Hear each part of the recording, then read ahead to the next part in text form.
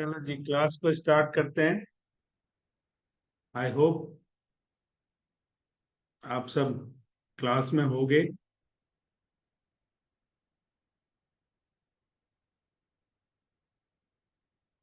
अभी तक हमने 8 पार्ट इसका पढ़ लिया, इसके एनाटॉमिकल पार्ट 8 पार्ट को हमने पढ़ लिया है, जिसमें क्या क्या था। पूरा हेलिक्स का, scapha, anti helix, triangular fossa, lobe, tragus, anti tragus, inferior concha, और आज हम पढ़ेंगे सुपीरियर कोंका। ठीक है। ये 9 एनाटॉमिकल पार्ट है, जिसको याद रखना, जिसको पॉइंट वाइज लोकेशन को याद रखना बहुत जरूरी है। अगर ये आपको याद रहेगा और एक जो नेक्स्ट क्लास होगी वो मास्टर पॉइंट की क्लास होगी, वो याद रहेगा, now you are the king. आप कुछ भी कर सकते हो, कोई भी ट्रीटमेंट कर सकते हो। और मैं अपने अनुभव के आधार पर ये आपको बताता हूं कि इफ आपने इन केवल इतनी चीजों को लेके प्रैक्टिस कर ली प्रॉपर 6 महीने, यू कैन डू वंडर 100%। और ऐसा मैं इसलिए कह रहा हूं कि ये वंडर मैंने पिछले 8-10 साल से मैं देख रहा हूं, वंडर होते हुए देख रहा हूं। आज भी एक सज्जन हमारे ऑफिस आए थे, उनका पूरा जो सर्वाइकल रीजन था वो प्रॉब्लमेटिक था, हेड को हिला नहीं पा रहे थे। 15 मिनट का ट्रीटमेंट हुआ है उनका, हंस के गए हैं यहाँ से। और इसमें कोई हार्ड एंड फास्ट नहीं है, कुछ भी ऐसा नहीं है जिसमें आपको जरा मेहनत करना पड़े, बहुत मशक्कत करना पड़े। हाँ, थोड़ी समझ डेवलप करनी पड़ेगी, थोड़ा सा टेक्निकल पॉइंट जो है ना वो समझना पड़ेगा, रूट कॉज में जाना पड़ेगा। इस सब का मतलब क्या है कि आपका डायग्नोसिस कैपेबिलिटी जो है आपको इंक्रीज करनी पड़ेगी। उसके लिए जब हम इसके ट्रीटमेंट पार्ट पे आएंगे, उसमें बहुत बेहतरीन तरीके से हम उसको करेंगे, समझेंगे। और आप में से जितने भी हैं, सबसे 2-2 डिजीज के, 3-3, 5-5 डिजीज के प्रोटोकॉल मैं ऑनलाइन ही बनवाऊंगा, और आप लोग बनाओगे भी, ये मेरा कॉन्फिडेंस है। ये आप लोगों के प्रति मेरा कॉन्फिडेंस है, क्योंकि ये बहुत आसान काम है, केवल समझने की जरूरत है, लॉजिक समझने की जरूरत होती है। ठीक है ना। खाना बनाना है तो क्या रिक्वायरमेंट है, चेक लिस्ट बनाओ, अपने आप खाना बन जाएगा। कैसे नहीं बनेगा खाना। अब अगर चेक लिस्ट नहीं होगा और आटे में नमक नहीं, नमक में आटे डाल दोगे, तो फिर तो गड़बड़ होना है होना। ये चीजों का ध्यान रखना है हमें। तो ये एनाटॉमिकल पार्ट का आज कंप्लीट लास्ट पॉइंट है जो हम आज पढ़ेंगे, जिसको हम कहते हैं सुपीरियर कॉन्का। ग्रुप में पहले से डला हुआ है, आप लोगों ने देखा है कोई? ये देखो, यही है। अब इसमें अगर आप देखोगे तो आपका जो सुपीरियर कॉन्का है, ये जैसे लीफ होते हैं ना, लीफ की तरह है। अब इसको आपने 3 हिस्सों में बांटना है, इसको आपने 3 हिस्सों में बांटना है। पहला अपर लाइन, दूसरा मिडिल लाइन, और तीसरा सेंट्रल लाइन। लिख सकते हो, लिख लो, अपर लाइन, मिडिल लाइन और सेंट्रल लाइन। तो जो अपर लाइन है उसमें कौन कौन सी चीजें आएंगी वो मैं पहले बता देता हूं, तो आपको बेहतर तरीके से आप समझ पाओगे उसको। और मिडिल लाइन में कौन कौन सी चीजें हैं वो बता देता हूँ, वो समझ में आ जाएगा। और लोअर लाइन में कौन कौन सी चीजें हैं वो मैं बता देता हूँ, तो आपको समझ में आ जाएगा। ठीक है। तो ये देखो, ये है ना, ये पूरा लीफ का शेप है। अगर आप यहां से देखोगे ऐसे करके, ये यहां से आया और यहां से ऐसे, ये पूरा लीफ है, लीफ शेप में है। तो अगर इसको मैंने बोला कि अपर लाइन ड्रॉ करो, मैं इस पे ड्रॉ करके दिखाता हूं आपको।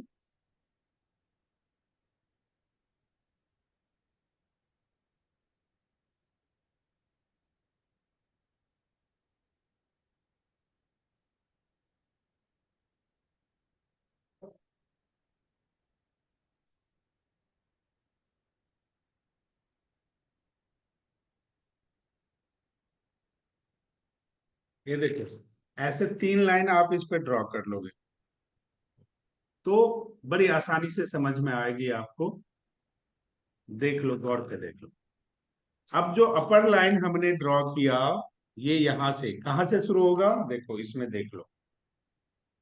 जब हमने अपर लाइन ड्रॉ किया तो ये देखो, जो हमारा क्या है, ये एंटी हेलिक्स वहां के नीचे से स्टार्ट होके ये ऐसे आएगा। एंटी हेलिक्स, गौर से देखो, ये है पूरा क्या है, एंटी हेलिक्स। तो यहां से सुपीरियर कॉन्का स्टार्ट हो रहा है, तो यहां से ये ऐसे लाइन अंदर तक जाएगी। ये स्टार्ट होता है लीवर से और एंड होता है प्रोस्टेट से। ये लाइन जो ऊपर का लाइन शुरू होगा लीवर से और एंड होगा प्रोस्टेट से। ठीक है। पहला लाइन कहां से ड्रॉ करना है, देखो ये हमारा क्या है, एंटी हेलिक्स। तो centre of the anti helix, जहां डायाफ्राम हमने पढ़ा था उसके जस्ट सेंटर में आओगे तो एंटी हेलिक्स आ गया। अब एंटी हेलिक्स के यहां से लाइन हमने ड्रॉ किया, ये देखो यहां से ऐसे अंदर तक लाइन ड्रॉ किया। ये फर्स्ट रो है हमारा, अपर रो। अब अपर रो में पहला है क्या है, SC1, या ऐसे लिख लो आप, उसको हम बाद में करेंगे। पहला पॉइंट लिख लो, लीवर का पहला पॉइंट, लीवर।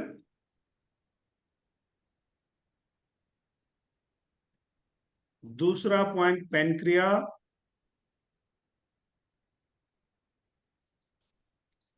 क्योंकि वो नंबरिंग के मैं हिसाब से पढ़ाऊंगा ना, तो ऐसे समझने में बड़ी दिक्कत हो जाएगी। तो 3 लाइन मैंने इसलिए खींच दिया है कि लाइन से आपको समझ में आ जाएगी। पहला पॉइंट आएगा क्या, लीवर।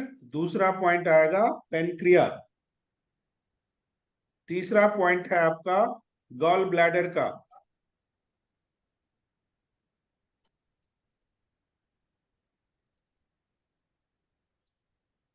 चौथा पॉइंट ड्यूडेनियम।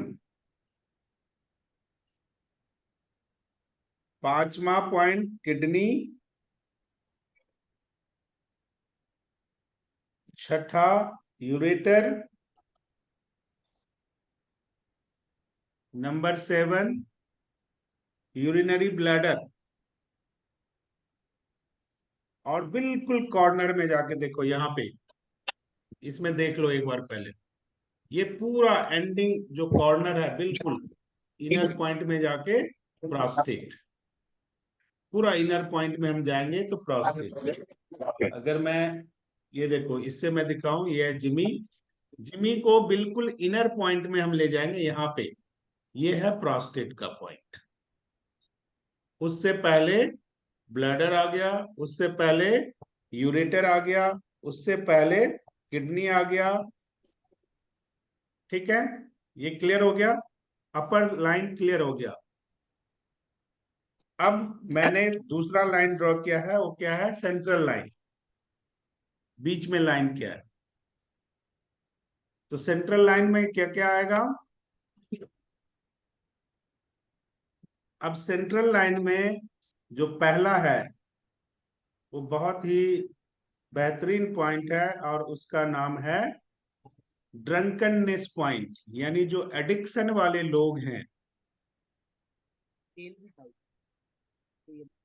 जिनकी एडिक्शन जाती ही नहीं है, सुबह शाम चाहिए ही चाहिए, भले ही रोड पे सुला दो उनको, उससे मतलब नहीं है।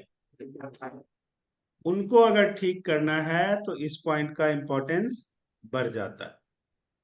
ठीक है। दूसरा पॉइंट है,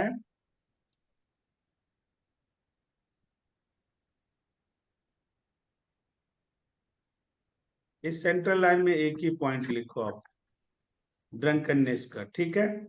अब तीसरा जो लोअर पॉइंट है उस पे आ जाओ। अब हमने सेंट्रल लाइन में आके अब लोअर में कैसे आएंगे, ये देखो यहां से शुरू होगा। ये है ना, ये डायफ्राम हमने पढ़ा था ना, जब एंटी हेलेक्स, सॉरी हेलेक्स का हमने पॉइंट पढ़ा था, पहला नंबर किसका था, डायफ्राम का। तो डायफ्राम से ऐसे साइड से लेते हुए हम जाएंगे अंदर। पहला पॉइंट डायफ्राम पे, पहला पॉइंट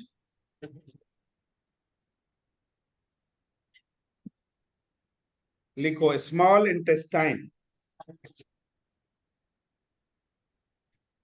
डायाफ्राम पे यहां से अंदर की तरफ लेंगे तो पहला आप देखो, जैसे आप कान पे शुरू करोगे ना, तो ये देखो यहां से आ रहा है ना, ऐसे हेलेक्स ऐसे आ रहा है। तो जहां पे ये एंड हो रहा है वो डायाफ्राम है। और उसी के इनर साइड में जब आप लोगे तो क्या आएगा, स्मॉल इंटेस्टाइन। उसके नेक्स्ट पॉइंट आएगा अपेंडिक्स, और उसके नेक्स्ट में आएगा लार्ज इंटेस्टाइन, प्रोस्टेट से पहले कॉर्नर पे। प्रोस्टेट से पहले कॉर्नर पे आएगा लार्ज इंटेस्टाइन। तो ये 3 लाइन खींच के अगर पॉइंट आप याद रखोगे तो आपको याद रहेगा। यहां से हमने बिल्कुल जो डायफ्राम हमने ड्रॉ किया था उस पे अपर साइड में हम आते हैं तो पहला पॉइंट लीवर है, बिल्कुल स्ट्रेट में स्टमक है। कभी भी किसी को कोई प्रॉब्लम है, अगर आपको चेक करना है, कॉन्स्टिपेशन चेक करना है, तो मैंने बोला ना आपको कि इसको स्विच ऑन और स्विच ऑफ करोगे। दो फायदे इसके हैं। पहला, जैसे इसको फोल्ड करते हो, फोल्ड करते ही एक्चुअल जहां पे फोल्ड हो रहा है, देखो यहां पे आके फोल्ड है, तो फोल्ड कहां पे आ रहा है, थोरेसिक पार्ट पे। ठीक है, लंबर से जस्ट ऊपर। और जहां पे फोल्ड हो रहा है उसका इनर साइड ही लीवर है, और उसके जस्ट नीचे स्टमक। तो ये जैसे ही फोल्ड होगा तो पेन फील होगा। जिसको स्पाइन में प्रॉब्लम होगी सबसे पहले पेन फील होगा, और जिसको प्रॉब्लम नहीं है उसको पेन 50 बार ऐसे करा लो, कोई पेन नहीं हो। और उसी को जहां से फोल्ड हो रहा है ये, उसी को ऐसे पकड़ोगे, इंडेक्स फिंगर को इनर साइड में कर दिया और थंब को आउटर ऑरिकल में डाला। ये देखो, स्पाइन पे नहीं डाल रहे हम, स्पाइन से इनर में थंब को डाला आउटर साइड से, और इंडेक्स को इनर साइड से। जहां पे ये दोनों हाथ मिलेगा वो स्टमक पर।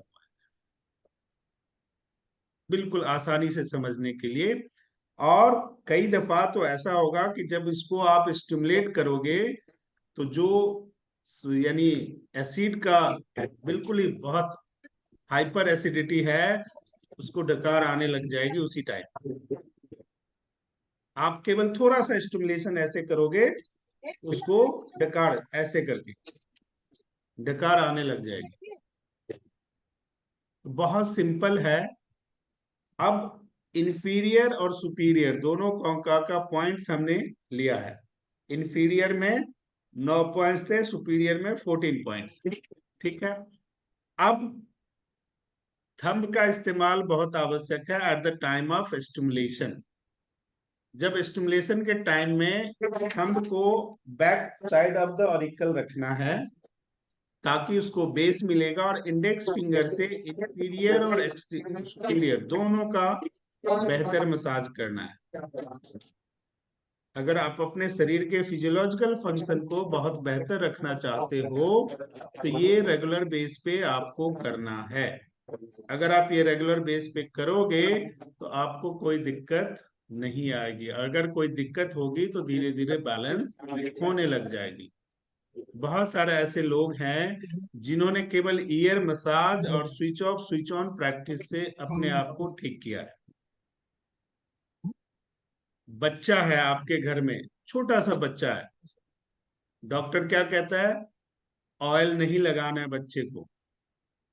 अगर आप डॉक्टर को फॉलो करते हो, ऑयल नहीं लगा रहे बच्चों को, कोई सुनिए, बिल्कुल हल्के हाथ से ऑयल लो और उसके कानों की मसाज करो। अगर बच्चा सुस्त है वो एक्टिव हो जाएगा। हल्के हाथ से करना है, बच्चा है उसके उस पे प्रेशर नहीं देना। देखो आप अपने आप बच्चा एक्टिव हो जाएगा, खेलने लग जाएगा, हंसने लग जाएगा। ये एक्सपेरिमेंट करके देखना। मैंने ऐसा किया हुआ है, करते हैं, इसलिए मैं सारी बातें आपको बता रहा हूँ, क्योंकि इसकी प्रैक्टिस करते हुए मुझे अरसा हो गया और इससे मिरेकल्स रिजल्ट आते हैं, एट ए टाइम आते हैं। इसको मतलब अगर नेचुरोपैथी के लैंग्वेज में मैं इसे सबसे बड़ा पेन किलर कहता हूँ, इस थेरेपी को। और मैं अक्सर ये कहा भी करता हूं कि अगर कोई भी आपसे ये कहता हो कि आप हेलो। नेचुरोपैथी का ट्रीटमेंट करोगे तो इतने देर में रिजल्ट आएगा, ऐसे होगा, इतना टाइम लगेगा, तो आप बिल्कुल बेझिझक उसे कह सकते हो कि वो सामने पेन किलर खा के बैठ जाए और दूसरा आप उसका ट्रीटमेंट दो। पेन किलर अगर 30 मिनट में उसको आराम देगा तो आपका ट्रीटमेंट 15 मिनट में आराम देगा। ये 100% है। हाँ, शर्त एक है, हाँ, पता आपको सही जानकारी होनी चाहिए, सही पॉइंट्स की जानकारी और सही तरीका करने का, है। और वो प्रैक्टिस से आएगा, वो आपने सीखना है। तुम्हारी लेकिन आवाज नेक्स्ट क्लास तक आपको दो बातें याद रखनी है, अभी पता नहीं। एनाटॉमिकल रीजन और पॉइंट लोकेशन। बस ये सारी क्लास अभी तक की आपकी इसी बात पे हुई, उसके बृहद में आपने नहीं जाना है। फोकस केवल दो बात पे करना, क्या? एनाटॉमिकल रीजन, दैट मीन्स ये है, मान लो कि एंटी हेलेक्स है, ये है ही मान, एंटी हेलेक्स है, ये एक एनाटॉमिकल रीजन है, outer side of the year को हम कहते हैं हेलेक्स। ठीक है। अब हेलेक्स पे पॉइंट लोकेशन आपने देखना है कि रेक्टम कहाँ आता है, डायफ्राम कहाँ आता है, जेनाइटल ऑर्गन कहाँ आता है, ईयर अपेक्स कहाँ आता है, प्रोटेक्टिव पॉइंट कहाँ आता है, स्किन का पॉइंट कहाँ आता है, एलर्जी का पॉइंट कहाँ आता है। ये लोकेशंस आपको मालूम है, फिर ट्रीटमेंट करने का जब आप धीरे धीरे प्रैक्टिस कर लोगे तो फिर ऐसे नहीं, हम तो सीधा क्या कहेंगे, एलेक्स पे H6 लगा दो, ये प्रॉब्लम है, अच्छा H9 लगा दो, अच्छा H10 लगा दो या H1 लगा दो, बस हो गया प्रॉब्लम सॉल्व। कितना शॉर्ट कोडिंग ट्रीटमेंट हो गया। उसी तरह लोब पे आओगे, लोब पे हमने इसको 9 डिवीजन किया। क्या? पहले लाइन को हमने कहा JTT, jaw tongue and throat, L1 L2 L3। अब किसी के थ्रोट में प्रॉब्लम है या किसी की जॉ में प्रॉब्लम है तो हम क्या कहेंगे? आई में प्रॉब्लम है तो क्या कहेंगे? ना आंख का ना कुछ नहीं बोलना, L5 लगा दो जी, L6 लगा दो जी, L2 लगा दो जी। लेकिन ये तब पॉसिबल होगा जब आपको लोकेशन प्रॉपर मालूम होगा। जब ये प्रॉपर लोकेशन मालूम हो जाएगा तो आपके लिए ये काम करना बहुत ही आसान हो जाएगा। तो ये लोकेशंस, ये पूरा कंप्लीट एनाटॉमिकल पार्ट आपका हो गया है। इस लोकेशंस को आपने याद करना है। रोज एक बार आधे घंटे बैठ जाओगे तो एक हफ्ते के अंदर ये लोकेशंस आपके दिमाग में बैठ जाए। केवल आधे घंटे बैठना। उस आधे घंटे के बाद आप देखोगे कि एक बार ये लोकेशंस बैठ गया, अब कोई आपके घर में ही आया, नमस्कार। आप देख रहे हो कि अंदर और आ रहा है, इसको ठीक से बोलते हैं चल नहीं पा रहा है या थोड़ा वास्कुलेशन से लेथार्जिक फील कर रहा है, आपका क्या काम का कुछ नहीं करना है। आपने क्या जाना है, बिठाया, एक गिलास पानी पिलाया, आराम से एंटी हेलेक्स पे गया और मसाज कर दिया 5 मिनट। आप इतना करके देखना, उनके चेहरे पे फर्क, उनकी बॉडी एक्सप्रेशन देखना विद इन 5 मिनट्स। ये केवल आप ये करके फाउंडेशन की देखो, ओर से जैसे सारी कोई सेफ्टी आपके के साथ सामने करते हैं। ऐसे ऐसे गैस ऐसे करते फाउंडेशन हुए दिखता है, नेचुरोपैथी का एक ऑर्गेनाइजेशन। जब आप ऐसे तो करते हुए कोई एक्सप्रेशन हम दिख रहा लोग है, कोई एवरी लेटा हुआ है परमान और वो बार बार ऐसे कर रहा है, ऐसे कर रहा है, इसका मतलब सोशल क्या है? स्टेटस के लिहाज जो से हमारे ऑलरेडी स्पाइन का पीएचडी सर्वाइकल रीजन है कर वहां पे इशू है। आप सबसे दैट गुजारिश इज है, ऑन रेडी, अपने अपने प्योरली फोन को ऑन रेडी। म्यूट कर लें। उसमें क्या है कि जो लोग सर्विस में हैं या सोशल फील्ड में हैं, सोशल वर्किंग में हैं, इस भी क्षेत्र। तो जब आप बार बार देख रहे हो किसी को, देखो, इनिशिएशन तो आपको करना, इनिशिएटिव आपको लेनी पड़ेगी। कोई अगर ऐसे ऐसे कर रहा है, इसका मतलब क्या है? उसका जो नेक रीजन है, उसका जो शोल्डर से क्लेविकल रीजन है, उसका जो सर्वाइकल रीजन है, 7 मन के होते हैं, C1 से C7। अब वो लिटाओगे, उसका स्पाइन मसाज कुछ करोगे नहीं करना है, सर्वाइकल रीजन कहाँ है हमारे ईयर में, आपको अगर मालूम है, अगर सर्वाइकल रीजन हमें ईयर में पता करना है तो कैसे पता करेंगे? Cervical region that means spine का टॉप से फर्स्ट पार्ट। तो टॉप से फर्स्ट पार्ट कहाँ आता है, किस में आता है? हमारा स्पाइन हमारे ईयर में कहाँ पर है? तो उसके लिए नाम क्या रखना है? Anti helix. एंटी हेलिक्स का इनिशियल, जब हम नीचे से ऊपर की जब जाते हैं तो फर्स्ट ये क्रॉस के ऊपर जो है ये क्या है? Cervical region. अब यहाँ पे क्या करना, कुछ नहीं करना, 50 टाइम्स ऐसे कर दो। देखो 1 2 3 4, जिसको आप करोगे कहेगा यार क्या करो करो करो, थोड़ा अच्छा लग रहा है, और अपने आप देखो चेंजेस आने लग जाएंगे। हल्का सा ऑयल ले लो, थोड़ा सा मसाज कर दो, फिर पूरे ईयर का मसाज कर दो, स्विच ऑफ स्विच ऑन कर दो, पूरे ईयर का मसाज। विद इन 10 मिनट्स उसको इतनी अच्छी नींद आएगी, वो आपका सुबह उठ के धन्यवाद करेगा। तो पूरे स्पाइन की मसाज करने के बजाय आप इस पे मसाज कर सकते हो। क्यों? क्योंकि पूरे स्पाइन में डाउन टू बॉटम कितने होते हैं? 33 मन के। C1 से C7, 8 से 19 थोरेसिक पार्ट हो गया, L1 L5 हो गया, 4 सैक्रल में हो गया, टेल बोन आ गया, तो टोटल 33 बैठते हैं। वो कभी हम आपको डिटेल स्पाइन पर आएंगे तो फिर देखेंगे उसमें। अब उस 33 को फ्लेक्सिबल बनाने के लिए आपने केवल इतना करना। उसी तरह इंटरनल ऑर्गन अभी जितने आपने पढ़ा, चाहे वो लीवर हो, पेनक्रिया हो, यूरेटर हो, किडनी हो, अपेंडिक्स हो, स्टमक हो, कोई भी हो, उसके लिए आपने क्या करना, नॉर्मल कुछ नहीं समझ में आता है तो इस कंडीशन में मैं कह रहा हूं कि आपने सिंपल क्या करना है, थंब को outer part back the year लगाना है और इंडेक्स फिंगर से पूरे सुपीरियर और इंफीरियर कोंका को अच्छे से मसाज करना है 5 मिनट्स। आप ये करके देखो, सबसे इंस्टेंट रिजल्ट आप चाहते हो, आपको खट्टी डकारे आ रही है, ये जो पूरा oesophagus area, food pipe area, उसमें आपको जलन फील हो रहा है, पेट में आपको जलन सा लग रहा है, आप थंब को ऐसे लगाओ, 5 मिनट ये मसाज करो, 5 मिनट में इंपैक्ट आपको दिख जाएगा। 5 मिनट में, ज्यादा टाइम करना भी नहीं। कोई किसी को पीने की आदत है, एडिक्टेड है, वो वैसे कुछ खाने के लिए कह तो नहीं खाता है, कोई ट्रीटमेंट कराने के लिए कह तो नहीं करता है। आपने क्या करना है, आज आपको सुपीरियर कॉन्का बताया गया, बस आपने क्या करना, थंब लगाया, पूरे सुपीरियर कॉन्का को 10 मिनट मसाज कर दो, दोनों का, रोज 1 हफ्ता करके देखो, उसकी पीने की जो इंटेंसिटी है वो कम होने लग जाएगी। इतना तो हम कर ही सकते हैं, इतने को करने में कोई इशू नहीं है। 3 4 बेसिक चीजें हैं जिसको आप करके अपने आप आपको पता लग जाएगा। बिल्कुल बेसिक चीजें हैं जो आपको बताया। पहला, year massage, full year massage कब करना है?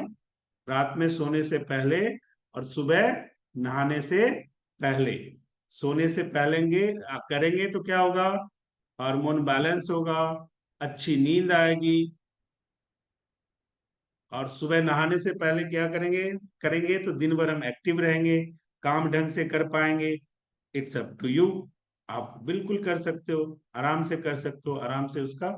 दूसरा, अब आप ऑफिस में हो, आप लेथार्जिक फील कर रहे हो, तो क्या होता है, कॉर्पोरेट में आजकल एक कल्चर चला डेस्कटॉप योगा का, कि उठ नहीं सकते काम से, चेयर से काम करते रहना पड़ेगा। तो करते करते ही हम अपने आप को कैसे रिजुमिनेट कर सकते हैं, रिलैक्स दे सकते हैं, तो उसके लिए डेस्कटॉप योगा कराया जाता है। उसके अलग अलग स्टेप्स है, तो योगा की क्लास नहीं है कि मैं आपको बताऊंगा, वो भी कभी फुर्सत होगी तो बताएंगे। 8 10 स्टेप्स हैं, आप करोगे, चेयर पे बैठ के ही कर लोगे, आप कुछ नहीं करना, ना उठना ना जाना कहीं, कुछ नहीं करना। उसी तरह ये स्विच ऑन और स्विच ऑफ का है, आप इवन काम लैपटॉप पे काम करते करते कर सकते हो, कोई इशू नहीं है। लैपटॉप पे करते करते आप ये काम कर सकते हो। ये देखो 50 टाइम्स ऐसे ऐसे कर लिया, इसी से आपको रिलैक्स, नींद आ रही है ऐसे 50 टाइम कर लो, नींद नहीं आएगी। उबासी आ रही है 50 टाइम्स कर लो, नहीं आएगी।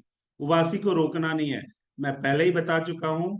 जो भी 13 नेचर कॉल्स हैं उसको कभी भी रोकना नहीं है। उबासी आ रही है तो करो, मुंह पे हाथ रख के कर लो भले ही, लेकिन करो। उस उबासी को रोकना नहीं है। क्यों? क्योंकि वो हीट रिलीज हो रहा है आपके दिमाग से। अगर वो हीट को वापस करोगे तो आपको प्रॉब्लम होगी। तो हीट को रिलीज होने दो। छींक आ रही है करो, यूरिन आ रहा है जाओ, स्टूल आ रहा है जाओ। इन सब चीजों को कभी भी किसी भी कंडीशन में नहीं रोकना है।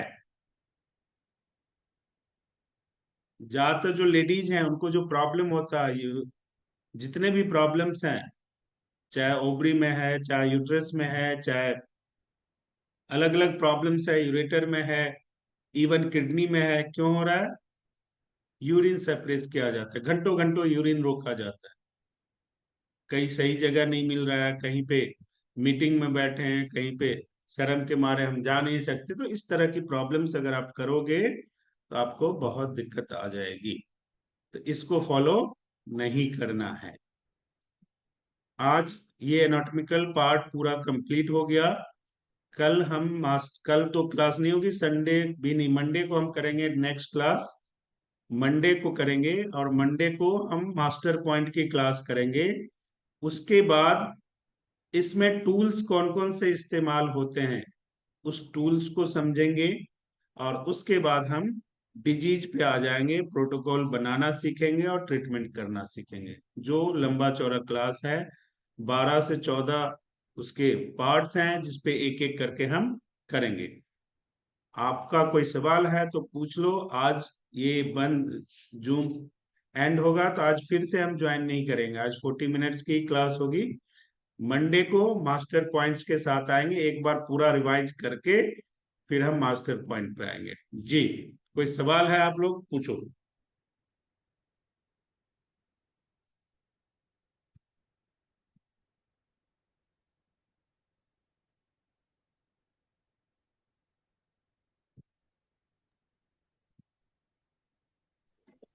सर नमस्ते। नमस्ते जी, नमस्ते। सर सर मैं आज लेट में ज्वाइन हुआ क्योंकि यहाँ बारिश हो रहा था, रास्ते में थे तो इसलिए लेट हो गया ज्वाइन करने के लिए। तो आज का आज सेशन मैंने लास्ट थोड़ा। एनाटॉमिकल पार्ट रह गया था जिसे हम सुपीरियर कॉन्का कहते हैं, उसको हमने पढ़ाया है। सुपीरियर कॉन्का का जो रीजन है वो मैंने ग्रुप में डाला हुआ है, उसको लो। उसको 3 पार्ट में हमने डिवाइड किया है। पहला अपर पार्ट है जो लीवर से शुरू होता है और प्रोस्टेट पे जाके खत्म होता है। उसमें किडनी भी है, उसमें यूरेटर भी है, उसमें यूरिन ब्लैडर भी है, सारी चीजें हैं, पेनक्रिया भी है, वो सारा है। बीच में एक ड्रंकन पॉइंट है जो बहुत आवश्यक है, जो एडिक्शन के लोग हैं उनके लिए बहुत जरूरी है।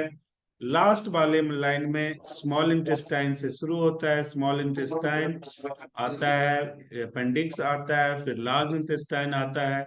ये 3 पॉइंट लास्ट में है। तो ये सारा आज सुपीरियर कोंका को हमने कवर किया है। टोटल 9 एनाटॉमिकल पार्ट ईयर के हमने पढ़े हैं पिछले 6 सेशन में।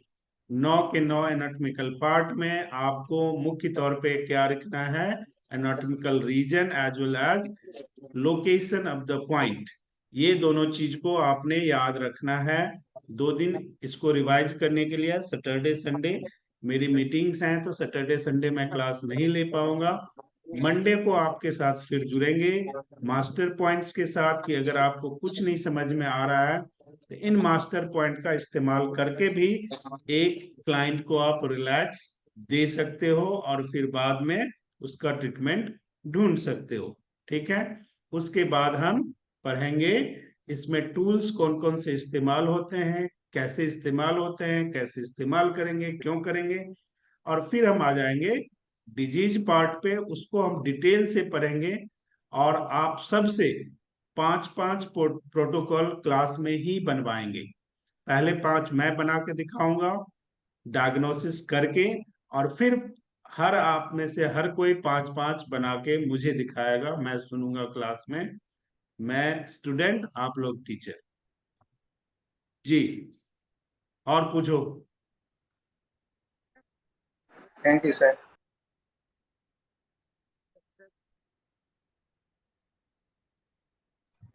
सर जो अभी तक क्लासेस हुई हैं उनकी क्या कोई रिकॉर्डिंग वगैरह अवेलेबल होगी, क्योंकि कई सेशंस नहीं मिस जी, हुए तो सारे रिकॉर्डिंग अवेलेबल सुनेंगे। नहीं होगी। मैं अवेलेबल हूँ, आपको जब भी कोई प्रॉब्लम हो आप फोन करके पूछ सकते हैं। Okay fine, thank you sir. जी, और कोई सवाल? लेडीज ने टॉप्स डाले होते हैं, तो टॉप्स आपको डाले हैं तो सारे फिर एनाटॉमिकल रीजन लोकेशन के इमेज आपके ग्रुप में है, जाके उसका प्रिंट ले लो। प्रिंट लेके आप सारा देखो, नहीं समझ में आता है मुझे फोन करो। कहाँ से है? और आप में से कोई भी ऐसा हो जो हिंदी ना समझ आती हो, इंग्लिश समझ आती हो, तो वो मुझे फोन कर लो, मैं इंग्लिश में समझा दूंगा सारी चीजें। मुझे पता नहीं अभी किसी को हिंदी समझ आती नहीं आती, तो मैं इंग्लिश में समझा दूंगा, कोई इशू नहीं। हाँ, वो प्रिंट चाहिए ना, प्रिंट कहाँ से आप निकालेंगे? लोग अपने आप को म्यूट रखेंगे तो ज्यादा बेहतर होगा। बार बार आपसे अच्छा, गुजारिश की जाती है, अच्छा नहीं लगता है कि आपको, आपके घर में बड़े बड़े बच्चे हैं तो आप सबसे मैं क्या कहूँ। क्लास की डिसिप्लिन मेंटेन करना बहुत आवश्यक होता है। जी, और कोई सवाल है? आज ये जूम क्लास एंड होगी तो फिर से हम ज्वाइन नहीं करेंगे आज। मंडे को आपके साथ जुड़ेंगे। मंडे तक आप लोग सारा रिवाइज कर लो। इन बिटवीन आपको कोई प्रॉब्लम आती है तो सबके पास मेरा नंबर है, ग्रुप में मेरा नंबर है। आप मुझे फोन करके पूछ लो कि मैंने ये चीज पढ़ा, इसमें ये दिक्कत आ रही है, मैं फोन पे समझा दूंगा। बाय द वे, फोन ना उठा पाऊं, कहीं मीटिंग में हूं, तो आपके पास कॉल बैक जरूर आएगा। जी, और कोई सवाल? सर प्रणाम। प्रणाम जी। जयपुर से चंद्रशेखर गर्ग। जी बोलिए चंद्रशेखर जी। सर ये कुछ एनाटॉमी के पार्ट्स नहीं डाल पाए ग्रुप में, पार्ट्स तो सारे डले वो हुए हैं, आपने हो सकता है ग्रुप लेट ज्वाइन किया हो। कोई बात नहीं, आप अपने व्हाट्सएप पे मुझे हाई का मैसेज डाल दो, ठीक है? मैं देखता ठीक हूँ है क्या सर, कर सकता हूँ। बिल्कुल बिल्कुल सर। ठीक है जी, धन्यवाद सर, और धन्यवाद। बताओ। धन्यवाद, थैंक यू। देखो, दो बात हमेशा जीवन में याद रखना। पेन से लिखने का काम कभी मत छोड़ो। पेन से लिखोगे तो आपका ब्रेन अपने आप एक्टिवेट हो जाएगा। मालूम क्यों? ये थंब है, इसको फायर एलिमेंट कहते हैं, और ये इंडेक्स फिंगर को एयर एलिमेंट कहते हैं। आग और हवा को एक साथ कर देते हैं तो क्या होता है? आग में तेजी आ जाती है ना? तो ये ब्रेन को डिनोट करता है। अब ब्रेन में फायर एलिमेंट है और उसको हवा दे दी तो आपका ब्रेन एक्टिवेट